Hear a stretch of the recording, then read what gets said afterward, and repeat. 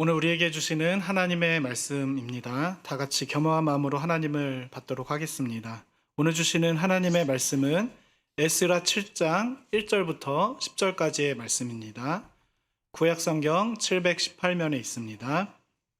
에스라 7장 1절부터 10절까지의 말씀 한 절씩 교독하고 10절을 같이 읽도록 하겠습니다. 제가 먼저 1절 읽겠습니다. 이 일 후에 바사왕 아닥사스다가 왕위에 있을 때에 에스라라 하는 자가 있으니라. 그는 스라야의 아들이요 아사랴의 손자요 힐기야의 증손이요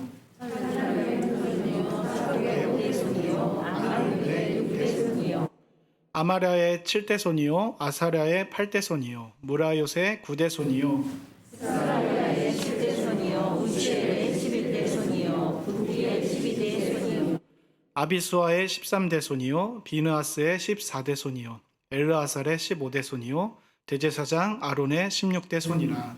이 에스라가 바벨론에서 올라왔으니 그는 이스라엘 하나님 여호와께서 주신 모세의 율법에 익숙한 자로서 그의 하나님 여호와의 도우심을 힘으로 왕에게 구하는 것은 다 아는 자이더니 아닥사스다 왕 제7년에 이스라엘 자손과 제사장들과 레위 사람들과 노래하는 자들과 문지기들과 느디님 사람들 중에 몇 사람이 예루살렘으로 올라올 때에 이 에스라가 올라왔으니 왕의 제7년 다섯째 달이라. 첫째 달 초하루에 바벨론에서 길을 떠났고 하나님의 선한 손에 도우심을 입어 다섯째 달 초하루에 예루살렘에 이르니라. 에스라가 여호와의 율법을 연구하여 준행하며 율례와 규례를 이스라엘에게 가르치기로 결심하였었더라. 아멘. 오늘은 하나님의 도우심을 입어라는 제목으로 하나님의 말씀을 나누고자 합니다. 여러분, 식물에게 있어서 가장 중요한 기간이 있다면 어느 기간일까요? 어느 곳 하나 하찮지 않고 모두 중요할 텐데 그 중에 하나를 뽑으라면 저는 뿌리라고 생각합니다. 왜냐하면 식물이 아무리 줄기와 잎이 무성하다 할지라도 뿌리에 병이 들고 물이 공급되지 않는다면 그 식물 전체가 말라 죽고 비틀어질 것이기 때문이죠. 그런데 이렇게 식물에게 있어서 가장 중요한 뿌리라는 이 용어를 사람에게도 사용하고 있습니다. 그런데 그때 이 뿌리라는 용어를 사람한테 사용할 때 어떤 의미로 쓰는가? 우리 생명의 근간이라 할 수 있는 조상을 나타내는 말로 주로 쓰입니다. 즉 우리의 할아버지, 할머니, 아버지, 어머니로부터 지금까지 나에게 이어지도록 하는 그 생명의 근원을 말하고자 할 때 우리는 사람에게 너의 뿌리가 어떻게 되느냐라는 말을 쓰죠. 그래서 제가 인터넷에서 뿌리를 찾아서라고 검색해 보니까 한 사이트를 찾게 되는데 뿌리를 찾아서라고 하니까 무슨 산삼, 인삼, 더덕과 같은 뿌리를 찾아서 캐러 다니는 신만이 모임이 아니고 앞서 말씀드렸듯이 우리 생명의 근간인 조상들을 찾도록 해주는 그런 족보 사이트입니다. 그래서 거기 들어가서 자신의 본관이 어디냐, 어디 김가냐, 어디 이가인지만 딱 치면 자신의 뿌리, 저도 알지 못했던 저의 뿌리가 좌르르 이제 나오더라고요. 그래서 저도 저의 본관을 찾아보니까 잘 몰랐던 저의 오래된 과거를 알 수 있었는데 저의 조상은 지금으로부터 약 1400년 전인 통일 신라 시대까지 올라갑니다. 너무 이게 TMI인데 불과 40년도 안 된 저의 1살, 2살 때도 잘 기억이 나지 않는데 또 제 바로 윗대인 아버지, 어머니의 인생도 제가 잘 알 수 없는데 사람들은 1400년 전의 뿌리가 뭐가 그렇게 중요하다고 오랜 시간이 지난 지금까지도 그렇게 자료로 남겨놓고 또 찾으려고 하는 그런 모습이 있다는 거죠. 근데 저는 다른 게 아니라 뿌리가 식물 전체의 생명을 담당하는 것처럼 우리 사람에게도 가장 중요한 것이 이 뿌리이기 때문에 그러한 행위들을, 그러한 일련의 과정들을 남겨놓는 것이 아닌가라는 생각이 들었습니다. 지금은 SNS의 발달로 또 시청률의 저조로 없어진 것 같은데 오래전 우리나라가 살기 힘들 때 참 많은 아이들을 저 이방 나라로 많이 보냈습니다. 특히 우리가 밤이면 그곳은 낮인 저 미국 땅으로 우리의 많은 아이들을 입양 보냈었는데 그런데 그런 한국 출신의 입양 아이들이 다 커서 성인이 되어 한국말은 전혀 할 수 없는 어눌한 그런 성인이 되었는데도 이역만리를 넘어 전혀 밟아보지 않은 이 한국 땅까지 와서는 아침마당과 같은 프로그램에서 자신의 친부모님을 애타게 찾는 것을 저는 예전에 많이 보았습니다. 그래서 이것을 보면 자신의 뿌리를 찾는다는 것이 사람에게 있어서 얼마나 중요한 것인지를 간접적으로 알게 되는 거죠. 그러면 우리 인생에 있어서, 사람에게 있어서 뿌리를 찾는 이 일이 왜 이렇게 중요한 것일까? 그것은 자신의 뿌리를 안다는 것이 자신이 누구이고 어디로부터 왔으며 어디로 갈 것인가를 말해주는 표지가 되기 때문이라고 생각합니다. 우리 모두가 미운 오리 새끼 이야기를 다 알고 있지 않습니까? 만약에 그 미운 오리 새끼가 자신이 처음부터 오리가 아니라 백조인 것을 알았다면 어린 시절을 그렇게 힘들게 살았을까요? 그랬다면 만약 자기가 백조인 것을 알았다면 그렇게 오리를 따라하며 살려고 하지 않았을 것이고, 또 아무리 열심을 다해 따라해도 내가 오리를 닮지 못하는구나, 그런 자신의 모습을 보면서 그렇게 낭망하는 삶을 살지 않았을 겁니다. 저는 이런 맥락에서 자신이 어디로부터 왔고 어디로 간다는 것을 우리를 알게 해주는 뿌리를 안다는 것, 그래서 우리 인생에서 이 뿌리를 안다는 것이 가장 중요한 우리 인생의 작업이라고 생각합니다. 저는 뿌리를 안다는 이것을 오늘 본문 말씀으로 족보를 안다는 것이라고 말씀드리고 싶은데요. 왜냐하면 오늘 본문에서 등장하는 족보가 사람의 생명을 이어지게 하는 그 뿌리의 기록이기 때문이죠. 그래서 오늘 본문에 나오는 이 족보를 이해하려면 에스라서의 시대적 배경을 알아야 하는데요. 간단하게 말씀드리면 이 에스라서의 시기는 이스라엘 백성들이 바벨론에 포로되었던 자리에서 귀환하는 그런 때였습니다. 그래서 바사왕, 페르시아죠, 고레스로부터 다리오 왕에 이르기까지 조서를 내려서 이스라엘 백성들을 이제 고국으로 보내는 그 성전을 재건하라는 명령을 이 왕들이 하게 됩니다. 그리고 20년에 걸쳐서 성전이 재건되죠. 너무너무 기쁜 일 아니겠습니까? 자신들이 그렇게 바라던 고국으로 돌아왔고 또 하나님을 예배하는 백성으로서의 정체성을 회복하는 이 성전을 재건하니까 너무도 기뻤을 것 같아요. 또 성전이 재건되었으니까 성전에서 행할 제의들도 이제 70년 전, 오래전의 얘기니까 이 제의들, 예배의 법도 여러모로 재정비했을 겁니다. 그리고 이러한 재정비에 대한 기념으로서 성전 봉헌식과 유월절을 치르는데, 제가 말씀드린 여기까지가 오늘 본문 앞에 6장까지의 말씀입니다. 그러고는 오늘 본문인 7장으로 이어지고 있는데, 우리 오늘 본문 7장 1절 함께 읽어보도록 하겠습니다. 이 일 후에 바사왕 아닥사스다가 왕위에 있을 때에 에스라라 하는 자가 있으니라. 그는 스라야의 아들이요 아사랴의 손자요 hil기야의 증손이요. 아멘. 우리가 알고 있듯이 앞서 이스라엘 민족은 70년간의 바벨론 포로라는 민족적으로 굉장히 치욕스럽고 굉장히 힘든 일을 겪었습니다. 그리고 이제 그 서름과 아픔을 딛고서 이스라엘 나라를 재건하려고 열심을 다하고 있는데, 그런 그때 에스라라는 한 사람이 등장하게 되는 거죠. 그런데 이 에스라라는 사람이 등장해서는 곧바로 하는 일이 무엇인가? 바로 앞서 말씀드린 것처럼 자신의 뿌리인 조상 찾는 일을 하고 있습니다. 언제요? 7장 1절 이 일 후에라고 해서 성전을 재건하는 일을 한 후, 그러니까 이들이 돌아와서 약 60년 후에 이 일을 하고 있는 겁니다. 그러면 에스라는 왜 자기로부터 시작해서 아버지, 할아버지, 증조 할아버지로 올라가는 이 뿌리 찾는 작업을 하고 있는 것일까요? 이 작업은 표면적으로 보면 족보로 에스라 자신의 내력을 자랑하는 것처럼 보입니다. 이런 혼란한 상황 가운데, 영웅은 난세에 난다고 하지 않습니까? 그런 말처럼 이런 난세 가운데 에스라라는 사람이 딱 등장해서 하는 일이 나 이런 사람이야 라고 소개하는 것 같다는 거죠.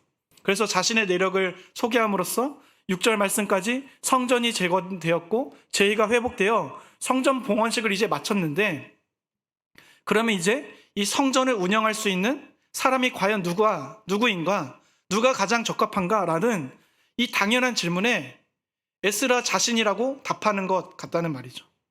그래서 에스라는 6장에 이어지는 7장에서 곧바로 그 질문에 대한 답으로서 자신의 내력을 소개하는 것 같습니다. 그래서 스스로를 이제 추천하는 것 같습니다. 우리가 바벨론으로부터 돌아왔고 성전도 재건되었고 이제 제의도 재정비됐으니까 그것을 운행할 사람이 누군가? 바로 나 자신을 추천합니다 라고 자랑하는 것 같다는 말이죠. 그래서 우리가 70년간 포로로 끌려갔었기 때문에 그 이방 문화에 물들지 않은 사람이 단 한 명도 없는데 재건된 이 성전이 이제 건물로서의 공간만이 아니라 또한 이 성전을 통하여 드리는 하나님께 대한 예배가 단회적이 아니라 지속적으로 드려지기 위한 이 사역을 과연 누가 감당할 수 있는가? 바로 자기 같다는 것이죠. 예배의 제의를 담당할 수 있는 사람은 오직 제사장 가문 레위 족속 출신이어야 하기 때문에 특별히 그 예배에 가장 깊숙이 관여하려면 레위 족속 중에서도 대제사장의 가문인 그 아론의 자손이어야 하기 때문에 자기 자신을 아주 자랑스럽게 추천하는 말씀이 7장 1절의 말씀이 아닌가라는 생각이 든다는 겁니다. 그래서 에스라가 누구 자손인가 말씀하는가 보면 우리 오늘 본문 2절부터 5절인데요. 한 절씩 교독하고 5절을 같이 읽겠습니다. 살룸의 현손이요 사독의 5대손이요 아이읒의 6대손이요 아마리아의 7대손이요 아사랴의 8대손이요 우라의 9대손이요 스라이아의 10대손이요 우시일의 11대손이요 붓기의 12대손이요 아비수아의 13대손이요 비느하스의 14대손이요 엘르아살의 15대손이요 대제사장 아론의 16대손이라. 아멘. 이 에스라는 굉장히 먼 곳까지 자신의 내력을 거꾸로 거슬러 올라갑니다. 아버지 스라야로부터 시작해서 16대 선조인 대제사장인 아론에게까지 올라갑니다. 모세의 형이죠. 대제사장 아론에게까지 올라가니까 앞서 말씀드렸듯이 재건되고 회복된 이 이스라엘의 예배를 이끌어갈 차세대 주역이 누구인가? 바로 에스라 자신이라고 소개하는 것 같습니다. 그래서 저는 말씀을 준비할 때 특별히 먼저 오늘 본문 5절까지만 보면 딱 우리나라 생각이 났습니다. 특히 우리 한국교회의 현실 같다는 생각이 들었습니다. 사사시대와 같은 자신의 소견에 옳은 대로 행하는 이 시대, 우리 어둡고 어두운 이 죄악으로 인해 세상의 포로로 끌려간 주의 백성들이 너무나도 많은 이 시대 가운데 또 돌아왔다 하더라도 폐장면처럼 패배감에 젖어서 나는 저 세상을 이길 수 없다, 무기력하게 사는 현 시대의 그리스도인들이 저를 비롯한 우리 모두가 아닌가라는 생각이 들었습니다. 우리가 바로 이 70년 포로 귀환 생활로 돌아온 그런 패배감에 젖어 있는, 난세를 겪고 있는, 그것이 코로나가 될 수도 있고요, 우리 삶의 가정의 문제가 될 수도 있고 여러 문제들이 있는데 방법이 없는 거예요. 이걸 부정하고 싶은데 안타깝게도 마음이 아프게도 수긍할 수밖에 없는 우리의 모습과 우리의 상황이 너무 많은 겁니다. 5절까지만 보니까 혼돈하고 흑암이 깊은 이 상황을 보면서 기도하게 되는 거죠. 기도하며 고민하는 많은 목사님들과 또 신학자들에 대한 해법, 한국교회 재기에 대한 여러 처방들을 제시하지 않습니까? 그래서 그 방법이 저는 5절까지만 보면 에스라와 같은 사람이 일어났으면 좋겠다라는 생각이 들더라는 거죠. 에스라의 위대한 가문의 내력을 소개함으로써 에스라와 같은 사람이 우리 주변에 없는가? 내가 그 사람은 아닌가라는 소망 섞인 또 절망으로 아무도 찾아보니까 없으니까 그런 해법이 내 주변에 왜 없지? 내 상황에는 없지? 소망을 갖는데 곧바로 절망할 수밖에 없는 우리 교회, 또 나의 모습, 우리 한국교회 현 시대의 모습이 아닌가? 5절까지만 보면 그런 소망과 절망이 이 양가 감정이 드는 저의 말씀 준비 시간이었습니다. 그런데 저는 에스라의 내력으로 대변되는 모든 사람의 대안은 근본적인 대안이 되지 않는다고 오늘 말씀을 보면서 또 소망을 얻게 되었는데요. 왜 그렇습니까? 아담 범죄 이후에 지금까지 언제 사람이 대안이었고 해법이었던 적이 있었습니까? 우리가 이제 내일 9월 달부터 사사기서를 이제 보게 될 텐데 새벽 묵상 시간이에요. 거기서 우리가 발견하는 것도 동일한 것입니다. 사사를 세우시죠.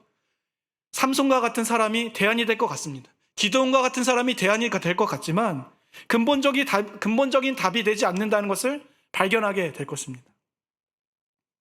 성경에서 사람이 대안이라고 말씀하는 것이 한 절도 없거든요. 저는 그래서 오늘 본문 7장 1절부터 5절 이것을 보면서 이런 느낌이 드는 겁니다. 저는 연한이 씨 28대 손인데 저의 시조 이무는 나당 연합 시절 중국에서 귀화한 사람이었습니다. 저의 가문과 선조들은 그때부터 조선에 이르기까지 특별히 조선 때에 문무관뿐만이 아니라 예술 영역에서도 크게 활약했다고 합니다. 저요 지금은 이렇게 초라하게 살지만 저 뼈대 있는 양반 집안 출신입니다. 제가 이렇게 말한다면 지금 웃으신 것처럼 대부분의 사람들은 뭐라고 생각했습니까? 그래서 뭐 어떻다고 지금 뭐 어떻다는 건데 라는 생각을 하지 않겠습니까? 사랑하는 성도 여러분, 지금 이스라엘 백성들은 포로였다가 이제 간신히 풀려난 존재들입니다. 특별히 그들을 진두지휘하는 에스라를 족보까지 돼가면서 소개하고 있지만 그것을 객관적으로 보면 제가 소개한 저의 가문의 내력처럼 그 반응이 뭡니까? 그래서 뭐 어떻다는 건데.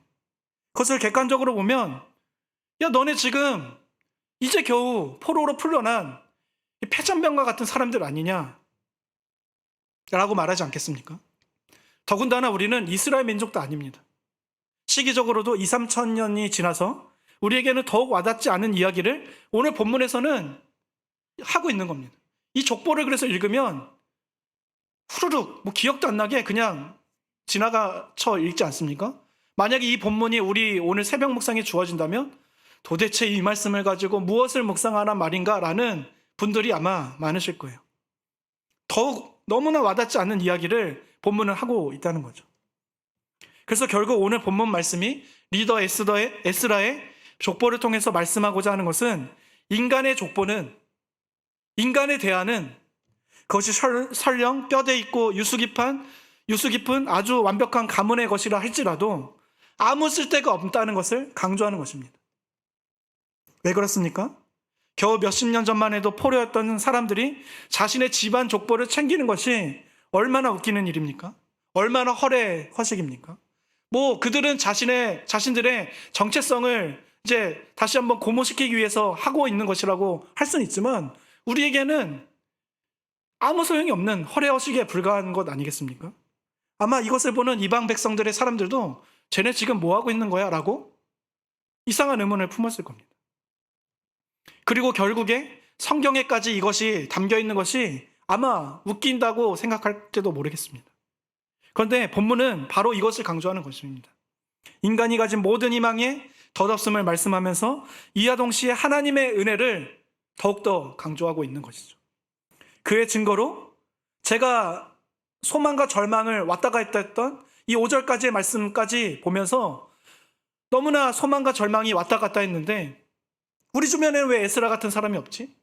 우리 집안엔 나의 가정의 문제에 왜 에스라와 같은 해안이 없지? 그런 생각을 했는데 5절을 마치자마자 6절에서 말씀하는 것이 무엇입니까? 우리 6절 같이 한번 읽어볼까요? 시작. 이 에스라가 바벨론에서 올라왔으니 그는 이스라엘의 하나님 여호와께서 주신 모세의 율법에 익숙한 학자로서 그의 하나님 여호와의 도우심을 입음으로 왕에게 구하는 것은 다 받는 자이더니. 아멘. 그의 아무리 화려한 내력, 족보, 인간의 완벽한 가문이라 할지라도 우리에게 그것은 희망 고문밖에 되지 않습니다. 우리 주변에 그런 사람 없나? 나에게는 왜 그런 방법이 없지? 하나님 왜 그런 길을 안 주시지? 희망 고문밖에 되지 않지만 오늘 바로 곧 이어서 6절에서는 무엇을 말씀합니까? 하나님의 도우심으로 그가 왕에게 모든 것을 받는, 그래서 이 일을 시작할 수 있었다고 말씀하는 겁니다.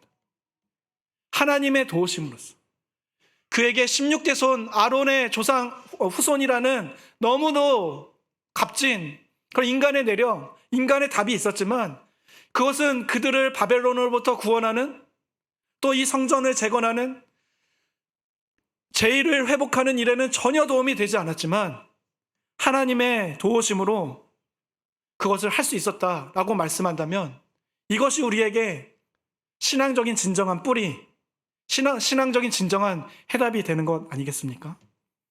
우리 그러한 맥락에서 오늘 본문 9절도 한번 읽어볼까요? 9절입니다. 시작. 첫째 달 초하루에 바벨론에서 길을 떠났고 하나님의 선한 손에 도우심을 입어 다섯째 달 초하루에 예루살렘에 이르니라. 아멘. 여기서도 강조하는 것이 무엇입니까? 하나님의 선한 손에 도우심을 입어서 그 일이 가능했다는 겁니다. 우리 이어서 7장의 마지막 절인 27절, 28절도 합독하시겠습니다. 7장 27절, 28절인데요. 같이 읽겠습니다. 우리 조상들의 하나님 여호와를 송축할지로다. 그가 왕의 마음에 예루살렘 여호와의 성전을 아름답게 할 뜻을 두시고 또 나로 왕과 그의 보좌관들 앞과 왕의 권세 있는 모든 방백의 앞에서 은혜를 얻게 하셨도다. 내 하나님 여호와의 손이 내 위에 있으므로 내가 힘을 얻어 이스라엘 중에 우두머리들을 모아 나와 함께 올라오게 하였느니라. 아멘. 바로 이것을 강조하는 겁니다. 6절 하나님의 여호와의 도우심을 입음으로, 9절 하나님의 선한 손에 도우심을 입어, 27절과 28절 그가 은혜를 얻게 하셨도다. 내 하나님 여호와의 손이 내 위에 있으므로 내가 힘을 얻어. 바로 이것을 강조하는 것이 대비돼서 이 족보와 인간의 내력, 인간의 답이라고 할 수 있는, 인간의 방법이라 할 수 있는 인간의 족보, 완벽한 족보를 강조하면서 비교하는 것이 무엇입니까? 강조하는 것이 무엇입니까? 바로 여호와 하나님의 은혜를 입어서 그것이 가능했음을 말씀하는 것이죠. 사랑하는 성도 여러분, 에스라서 전체가 그러하지만 특별히 7장에 여호와 하나님의 은혜, 하나님 여호와의 손이라는 말씀이 여러 번 등장합니다. 그래서 에스라의 완벽한 족보가 등장하지만 그 안에 담긴 것은 인간의 내력을 말씀하고자 하는 것이 아닙니다. 하나님의 은혜를 더욱더 강조하고자 하는 것이죠. 이런 방식은 성경에서 주로 사용하는 그런 방법입니다. 대표적으로 노아가 그렇지 않습니까? 창세기 5장에서 아담의 족보를 쫙 얘기합니다. 그런 후에 창세기 6장으로 넘어가는데 이 가관인 거예요. 죄악으로 관영된 세상을 보면서 하나님께서 후회하셨다고 합니다. 하나님께서 한탄하셨다고 합니다. 하나님의 아들들이 사람의 딸들을 따라갔다 말씀하면서 하나님께서 어떤 마음을 품으십니까? 내가 이 인간들을 모든 지면에서 다 쓸어버려야겠다. 그러고는 등장하는 한 인물이 누구입니까? 전혀 다른 의인이요 당대의 완전한 자이며 하나님과 동행했다고 하는 6장 9절에 노아가 등장하는 거죠.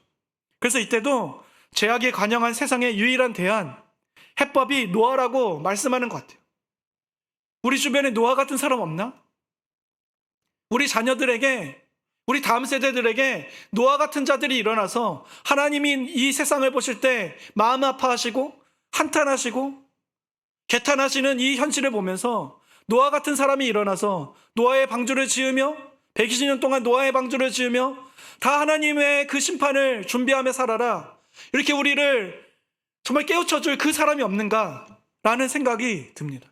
그래서 우리는 그렇게 기도하죠. 우리 다음 세대들이 노아 같은 자들로 살게 해달라고, 의인이요 당대의 완전한 자며 하나님과 동행하는 자로 살게 해달라는 그런 기도 제목으로 기도를 할 때가 참 많습니다. 그러나 이 노아조차도 그가 의인이며 완전한 자라는 말씀에 앞서서 어떤 말씀이 나오는가, 우리 앞에 있는 말씀을 보면 될 텐데요. 창세기 6장 5절부터 8절 교독하시겠습니다. 여호와께서 사람의 죄악이 세상에 가득함과 그의 마음으로 생각하는 모든 계획이 항상 악할 뿐임을 보시고 땅 위에 사람 지으셨음을 한탄하사 마음에 근심하시고 이르시되 내가 창조한 사람을 내가 지면에서 쓸어버리되 사람으로부터 가축과 기는 것과 공중의 새까지 그리하리니 이는 내가 그것들을 지었음을 한탄함이나 하시니라. 그러나 노아는 여호와께 은혜를 입었더라. 아멘. 당대 의인이며 완전한 자였던 노아도 8절에서 여호와께 은혜를 입어야만 하나님의 심판을 면할 수 있었던 한낱 인간임을 우리는 보게 됩니다. 성경을 읽으면서 절대 이것을 놓치면 안 됩니다. 내가 노아 같지 못해서, 우리 주변에 노아 같은 사람이 없어서 우리가 망하는 것이겠구나, 그게 아니라는 거죠. 그것이 아니라 하나님의 은혜를 구하는 한 사람이 없기 때문에, 하나님의 은혜로 충만하여 완전하며 하나님과 동행하고자 하는 그 의인의 삶을 살고자 하는 그 한 사람이 없기 때문에 우리가 망하는 것이지, 어떤 사람 한 사람 자체가 없기 때문에, 대단한 위인한 사람 자체가 없기 때문에 우리 교회가, 우리 가정이, 우리 한국이 망하는 것이 아닙니다. 아브라함은 어떻습니까? 믿음의 조상이라고 하는 아브라함도 창세기 11장에서 바벨탑의 교만으로 큰 죄를 보여줬던 사람들의 등장과 함께 이어서 등장하는 족보가 바로 결국에 아브라함까지 이어집니다. 그래서 11장에 바벨탑을 쌓았던 자들과 또 다른, 전혀 다른 한 사람이 아브라함, 그 방법, 그 해답, 아브라함이라고 말하는 것 같습니다. 그런데 여기서도 하나님께서 아브라함이 대단해서 친척 아비의 집을 떠나라 할 때 떠날 수 있는 인물인 것 같아서 아브라함을 택하신 것을 말씀하는 게 아닙니다. 그래서 12장 1절 2절 말씀을 가지고 우리 아브라함처럼 그렇게 결단합시다. 하나님께서 부르실 때 그러한 결단으로 친척 아버지 집을 떠납시다. 그 12장 1절 2절 말씀만 가지고는 그런 말씀을 전할 수 있지만 성경의 큰 맥락에서는 그 말씀이 꼭 맞는 말씀은 아닙니다. 왜냐하면 믿음의 조상 아브라함 역시도 얼마나 치사하고 한계 많은 인간인가를 우리는 알고 있지 않습니까? 자기 아내 누이를 자기가 죽음의 위기에 몰리자 누이라고 속입니다. 하나님께서 내가 너를 의인 삼아 주시겠다, 믿음으로 너를 의인 삼아 주시겠다는 약속을 주심과 동시에 그는 곧바로 이스마엘이라는 하나님의 약속을 믿지 못하는 그런 불순종의 길로 나아가지 않습니까? 그가 믿음의 조상이 맞습니까? 22장 말씀을 가지고는 그가 결국에 하나님께서 그 아브라함, 믿음의 조상 아브라함을 만드신 것은 맞지만 12장부터 1년에 22장까지에 이르는 그 1년의 과정을 통해 아브라함 자체만을 우리가 드높일 수는 없다는 겁니다. 아브라함 자체만을 가지고 그 사람을 닮자라고 말할 수는 없다는 것입니다. 그래서 우리는 창세기 12장부터 창세기 22장의 그 아브라함의 1년의 신앙의 과정을 보면서 무엇을 바라볼 수 있어야 합니까? 하나님의 은혜가 사람에게는 절대적으로 필요하구나. 그렇게 이스라엘이 떠받드는 다윗도 마찬가지죠. 다윗의 자손, 다윗의 후손이라 자랑스럽게 여기고 이스라엘 국기에는 다비드의 별이라는 이 육각별이 그려져 있습니다. 다윗을 그렇게 존경하는 거예요. 자신의 국기에까지 그 다비드의 별을 새겨 넣을 정도로 자랑스러워하지만 다윗도 대단한 게 하나도 없는 사람입니다. 시편 27편 10절을 보면 부모에게도 버림받은 자가 다윗입니다. 그래서 왕으로 임명받는 그 자리에도 그 아버지 이새가 부르지 않는 거예요. 사무엘이 기름을 부으려고 갔는데 첫째부터 7째까지 다 부었는데 이 하나님이 아니라고 하니까 이게 어찌 된 일인가? 그래서 이새에게 묻는 거 아닙니까? 혹시 아들 한 명 더 있습니까? 그러니까 아버지 이새가 다 왔는데? 어디 갔지? 아 맞다, 8째 다윗을 안 불렀구나. 이럴 정도로 다윗은 초라한 인생이었어요. 아버지에게도 어머니에게도 버림받은 인생 아니었습니까? 그래서 사람들은 보통 그의 성실함 때문에 하나님께서 그를 택하신 것이 아니냐고 말씀하기도 합니다. 100번 양보해서 그렇다고 칩시다. 그런데 그의 성실함이 결국 어디까지였습니까? 왕이 되고 나니까 목동일 때, 또 군사일 때 하나님에 대한 은혜에 대한 감사는 다 까먹어버리고 가배행포를 부려서 남의 아내를 자기 아내로 취하고 또 그 충신이었던 우리아는 전쟁터로 내보내 죽이게까지 만드는 그런 극악무도한 사람이 다윗 아닙니까? 그가 하나님께 택함받을 만한 건덕지가 처음에는 있었다 하더라도 그 성실함이 끝까지는 가지 못했을 거라는 말이죠. 중도에 탈락할 수밖에 없었던 자가 바로 다윗이었습니다. 한 가지만 더 말씀드리면 오늘 본문의 맥락에서 마태복음은 유대인을 독자로 보고 쓴 복음서입니다. 이제 우리 교회가 이제 오늘까지 마태복음의 긴 여정을 새벽 묵상 시간 가운데 끝냈는데 마태복음 1장에 이 족보가 등장합니다. 유대인들이 가장 자랑스러워하는 믿음의 조상들 아브라함과 다윗이 그 후손들이 자라락 나오죠. 유대인들은 자신들이 하나님께 선택받은 민족으로서 자긍심이 아주 강하지 않았습니까? 이방인을 개로 여길 정도였으니까 이 자긍심이 너무나 충천했어요. 그런데 그들이 그렇게 자랑스럽게 여기는 아브라함의 족보에 누가 끼어 있는가? 바로 마태복음 1장의 족보는 이걸 강조하는 거거든요.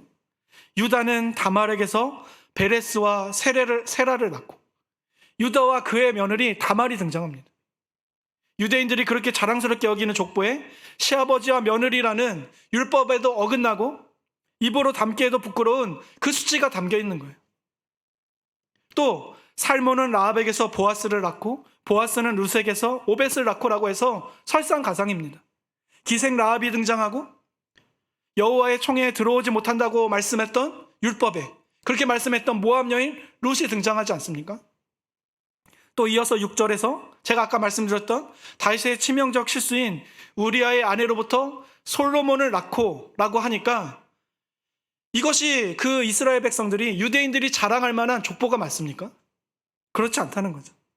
이처럼 성경에는 수많은 족보가 나오지만 또 수많은 인물들이 등장하지만 그 어느 한 족보나 그 어느 한 인물도 인간의 내력을 자랑하거나 나타내거나 드높이거나 그러한 목적으로 성경에 실린 것이 하나도 없습니다. 우리는 성경의 족보들을 통해 또 인물들을 캐면 캘수록, 묵상하면 묵상할수록 무엇을 발견할 수 있어야 합니까? 사람과 그 족보의 내력으로서 내가 저 사람이 있으면, 저 사람만 우리 교회에 있으면, 우리 가정에 있으면 해답이 되고 해갈이 되고, 그게 아니라 우리에게 있어서 뿌리를 찾는 것은 사람의 정체성을 찾는 것이어서 자신이 어디로부터 왔는가, 누구인가를 알고 어디로 갈 것인가를 결정짓게 하는 참으로 중요한 것인데, 그 사람의 족보, 내력이 아니라 바로 하나님의 은혜라는 그 신앙의 족보를 발견할 수 있어야 된다는 것입니다. 만약 우리가 성경의 수많은 족보들에서 우리들의 뿌리를 찾는다고 하면서 발견하는 것이 고작 인간의 내력, 우리가 우리 족보를 들먹이며 내가 예전에는 왕족이었어, 나 전주 이씨야, 왜 이래, 벼슬 영의정 좌의정 했었어 라고 하는 것이라면, 그때와 공간적으로 시간적으로 너무나도 동떨어진 우리 현실에 그게 무슨 쓸모가 있겠습니까? 아무 쓸모가 없다는 거죠. 우리 교회도 굉장히 오래되지 않았습니까? 그 전통이 너무나 귀중하고 값진 것이지만 바로 이 에스라의 족보와 같은 그런 내력으로서 우리에게 작용한다면 그것은 빨리 버리셔야 합니다. 너무나 값지고 너무나 귀하고 우리를 지금까지 있게 했던 여러 우리 선배들의 신앙의 내력 과정이지만, 그것이 하나님의 은혜보다 앞서서 우리 교회를, 또 우리 가정을, 우리가 찾고자 하는 이 코로나의 포스트 코로나 시대에 찾고자 하는 답에 그것을 하나님의 은혜보다 앞서게 하는 것이라면, 그거는 성경이 말씀하는 것과 정반대의 길을 가는 것이라는 말이죠. 신앙의 뿌리를 날마다 하나님께 물으며 찾아야 하는 우리가 성경의 족보들에서 무엇을 발견해야 합니까? 아론의 16대 손이 에스라였더라 라는 이런 것 말고 6절입니다. 그의 하나님 여호와의 도우심을 입음으로.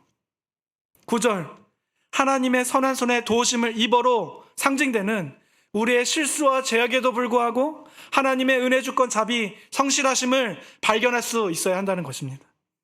여기 모인 우리 모두가 그런 은혜를 발견하고 깨닫게 되며 우리 삶 가운데, 우리 교회 가운데, 우리 가정 가운데 진정한 대안을 얻으시는 우리 연희의 모든 가족들이 되시기를 주님의 이름으로 간절히 축원합니다. 마지막으로 한 가지 더 살펴볼 게 있는데요. 하나님의 은혜를 알고 깨달은 자들에게는 그 은혜에 감사한 삶의 모습이 반드시 뒤따르게 돼 있다는 것입니다. 그 모습의 단적인 예를 오늘 본문 9절 10절을 말씀하고 있는데요. 우리 오늘 본문 9절 10절 한 절씩 교독하시겠습니다. 첫째 달 초하루에 바벨론에서 길을 떠났고 하나님의 선한 손에 도우심을 입어 다섯째 달 초하루에 예루살렘에 이르니라.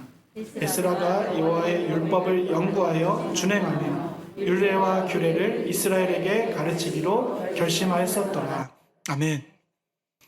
여러분, 인간의 내력이 해답이 되지 않는다는 것을 깨달으셨습니까? 성경을 읽으면서 성경의 많은 인물들을 보면서 저자도 별거 없구나, 저자도 별 수 없구나. 그러나 다윗이, 아브라함이, 노아가 하나님께 쓰임받을 수 있었던 것은 하나님의 은혜를 받았기 때문에 가능한 것인구나를 깨달으셨습니까? 우리도 그러한 하나님의 쓰임받는, 사용받는 자들이 되기를 소망하십니까? 그리고 또한 그런 은혜를 우리가 받았음을 믿고 오늘도 이 자리 가운데 나오셨습니까? 그러하면 그 은혜를 깨닫고 또 감사하는 삶으로서 우리에게 무엇이 있어야 하는가? 첫째는 여호와의 율법을 연구하여 준행하는 삶입니다. 10절에 나오죠. 에스라가 여호와의 율법을 연구하여 준행하였더라. 은혜가 귀한 줄 알아서 그 말씀을 주야로 묵상하고 그 묵상된 말씀이 머리 안에 갇혀있는 지식이 아니라 말씀이 내 심령 가운데 가득하여져서 그래서 결국 어디로 나아가게 되는 겁니까? 우리의 삶으로, 준행으로 나아가게 돼 있다는 거예요. 즉 하나님의 은혜를 입은 자녀들은 하나님의 말씀이 귀한 줄 알고 그 말씀을 묵상하고 연구한다는 것이죠. 또 그것이 자신의 삶에 녹아질 수 있도록 살아간다는 것입니다. 여러분, 우리가 왜 매일 말씀을 묵상해야 합니까? 아브라함, 노아, 이삭, 야곱, 다윗을 보셨잖아요. 그 사람들도 하나님의 은혜, 말씀의 영향을 받지 못하면 영락없이 죄악의 자리로 치달을 수밖에 없는 한낱 인간에 불과하다는 것을 제가 지금 수많은 시간 동안 말씀드렸잖아요. 그러니까 우리는 오늘도 하나님의 말씀을 연구하고 그 말씀에 준행하기를 결단하셔야 된다는 거예요. 하나님 은혜가 필요한 인간이 노아뿐이 아닙니다. 아브라함뿐이 아닙니다. 그 말씀을 듣는 오늘 지금 저도 우리 가정도 그 하나님의 말씀의 은혜가 필요한 자입니다. 그래서 여호와의 율법을 연구하는 거죠. 또 오늘 준행하기로 결단하는 것이죠. 이게 첫 번째라면 두 번째가 또 정말 중요한데요. 하나님의 말씀의 은혜를 받은 자들은 둘째, 자신이 속한 공동체에 그 말씀을 가르친다는 것입니다. 개인적인 삶의 적용뿐이 아니라 말씀이 필요한 자들에게 말씀을 공급하기 위하여 나아간다는 것이죠. 첫 번째가 개인적인 삶의 영역이었다면 이제는 나 개인을 넘어 대인의 삶으로 넘어가야 됩니다. 우리 이웃에게 또 이 복음을 알지 못하는 자들에게 이 가르치는 말씀을 가지고 부단히 나가셔야 된다는 거죠. 특별히 이 말씀이 가장 필요한 것이 어딜까요? 우리의 가정일 것입니다. 우리의 자녀들일 것입니다. 또 우리 구역원들에게, 우리 지체들에게 필요할 것입니다. 여러분, 왜 자녀들에게 자꾸 족보의 내력을 쌓으라고 강조하십니까? 야, 너 교회 나오지 말고 학원 가야지. 너 교회 나오지 말고 직장 가야지. 그게 더 중요한 거야. 그거 다 안정되면 그때 교회 나오면 돼. 학원과 학교에서 지식 쌓는 것에는 그렇게 공을 들이면서 은혜의 뿌리를 찾는 일에는 왜 그렇게 소홀하십니까? 여러분, 제가 자녀들에게 공부를 시키지 말라고 하는 겁니까? 취업과 결혼을 하지 말라는 것입니까? 제가 유치부부터 유초등부, 중고등부, 청년부 사역을 이제 부교육자 때 다 해봤는데 사역할 때 맡은 그 학생들에게, 지체들에게 꼭 하는 것이 있습니다. 공부 엄청 강조했습니다. 열심을 다해라. 최선을 다해라. 학생이면 공부하다 죽는 게 사명이고 공부하다 죽는 게 순교다 라고까지 얘기했습니다. 제가 그렇게 말한 것은 무엇입니까? 첫째, 하나님의 은혜에 대한 감사가 있으면 너가 공부를 열심히 하게 될 것이기 때문에 그것을 강조한 것이죠. 그리고 둘째, 그 최선을 다하는 삶에서, 그 공부를 다하는 삶에서 자신의 한계를 발견하는 것입니다. 이게 내가 하나님의 은혜를 받고 공부를 열심히 해서 어떤 결과를 내기 원하지만 이 내 힘으로 되는 게 아니구나. 하나님의 은혜가 내 삶 가운데 필요하구나. 그것을 깨달으라고, 최선을 다하라고, 공부하다 죽으라고 그렇게 강조했습니다. 우리가 아무리 인간의 내력을 쌓아도 그걸로는 안 된다는 것을 좀 깨달으라는 것이죠. 사랑하는 성도 여러분, 혹시 우리 삶에 나의 능력을 의지하고 나의 능력치를 쌓고 또 그래서 사람의 족보를 쌓아가는 인생이 내 인생은 아닙니까? 그래서 내 자녀들에게 물려주고자 하는 그런 감정이, 그런 모습들이 표면적으로 보이는 이런 사람의 내력이 아닌가를 우리는 돌아봐야 할 것입니다. 나는 못했으니까 너라도 공부 열심히 해서 출세해라. 자꾸 스펙 쌓으라고 이야기하지 마시고 내 자신에게도 우리 자녀들에게도 그런 얘기하지 마시고 하나님과의 만남, 하나님의 은혜를 사모해라. 그래서 하나님의 은혜를 경험하는 신앙의 스토리를 써가도록 우리 자녀들에게, 우리 지체들에게 권면할 수 있는 은혜의 사람들이 되시기를 주님의 이름으로 간절히 축원합니다. 말씀을 마무리하겠습니다. 우리는 모두 주님의 은혜가 절대적으로 필요한 존재들이죠. 하나님의 은혜가 아니면 절대로 살 수 없는 존재들입니다. 이것을 인정하십니까? 그렇다면 하나님의 말씀 성경에서 족보의 스펙이 아니라 어떤 한 인물이 아니라 하나님의 스토리로서 은혜를 발견할 수 있기를 주님의 이름으로 간절히 소망합니다. 그리고 이 은혜를 발견하고 경험하고 누림으로써 하나님의 말씀을 연구하고 준행하는 그 자리로 나아가는 우리 모두가 되시기를 간절히 축원합니다. 그래서 무엇보다 이 신앙의 스토리를 써내려가는 신앙의 작문을, 그 가르침을 우리 자신뿐만이 아니라 우리와 우리 공동체에게, 우리 자녀들에게, 우리 이웃에게 이 복음의 목소리를 물려줄 수 있기를 주님의 이름으로 간절히 축원합니다. 기도하시겠습니다.